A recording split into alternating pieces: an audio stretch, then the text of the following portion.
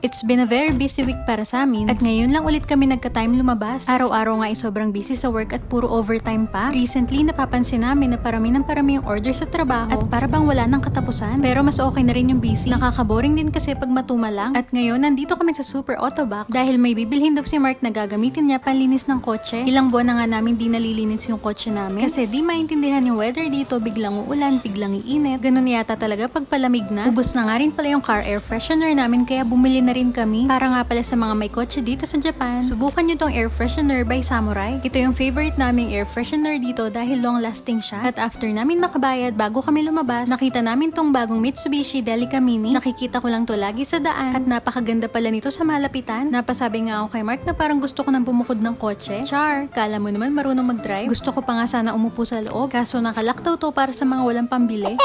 Kaya lumabas na kami at nagaya naman si Mark sa 7 Park Ario. Sunday ngayon at punong-puno na naman ang parking lot. Dito na nga kami nakahanap sa may rooftop at second time lang namin mag-park dito. Last time ay sa may malapit sa sinehan kami nag-park at ngayon lang namin nalaman na sa kabilang side pala nandun yung outdoor play area ng Round 1. Nakakamiss na nga maglaro sa loob nito dahil napakaraming sports ang pwede mong malaro dito. Medyo may kamahalan nga lang dahil ang alam ko 3,000 yen ang ticket ng isang tao. Siguro pag malamig na makabalik naman dito. Pagpasok namin ng mall, nakita namin tong premium reseller ng Apple products at nandito na yung mga iPhone 16. Ibang-iba na palang itsura nito at may bago pang specs. Pinag-iisipan ko nga kung bibili ba ako kasi iPhone 10R pa yung phone ko na binili ko 5 years ago at sa dami na ng files ko medyo nakahang na siya. Siguro naman kakayanin to ng loan kaso nung tinanong namin kung meron pang stock, ubos na daw agad at di pa nila alam kung kailan ulit magkakaroon. Per reservation daw pala to. Grabe naman kabilis ng mga Hapon. Paglabas namin ng store, naalala namin na may puno na nga pala kaming stamp card ng Gindako. Kaya naman ngayon i-avail na namin to. Nakailang bili kaya kami bago namin tumapuno. Pero at least diba kahit papano, nakalibre naman kami ng isang order sa kanila. Sa vending machine na lang kami bumili ng drinks pang partner dito. At pagbili namin, may lumabas na 1 free drink ticket na pwede namin i-exchange sa next na bili namin. Ang galing diba? Sobrang dami nilang pakulo dito. At dahil nga punong-puno ng tao sa loob ng mall at wala na ring maupuan kahit sa food court, dito na lang kami kumain sa loob ng kotse. Sunday kasi ngayon at ngayon lang nagkaroon ng oras sa mga pamilya para lumabas. Kada Sunday nga punong-puno yung mall na to ng mga chikiting dahil maraming playgrounds dito. At after namin kumain, nagkayaan na kaming umuwi ng bahay. Oras na kasi ulit para magluto dahil kailangan ng pambaon sa mga susunod na araw. At ang simpleng lulutuin ko lang ngayon ay pork giniling with oyster sauce. Yun ang naisip kong lutuin ngayon para mabilis lang. At bukod doon, isang lutuan lang ay marami na. At ilang araw na ulam na namin to. Pag nahihirapan na ako mag-isip kung anong uulamin sa araw-araw, ito talaga yung pinaka-go-to recipe ko. Kasi pag kumain naman kami sa labas, ang laki talaga ng nagagastos. At kung puro instant at frozen food naman, sobrang unhealthy naman nun. Every rest day nga lang pala ako nagluluto. Di ko na kasi kinakaya pagkaawas galing work. Lalo pa puro overtime na nga kami ngayon. Ayan, meron na kaming pambaon for 3 days. At yung mga pang dinner na lang ang iisipin ko. Paano? See you on our next video. Bye!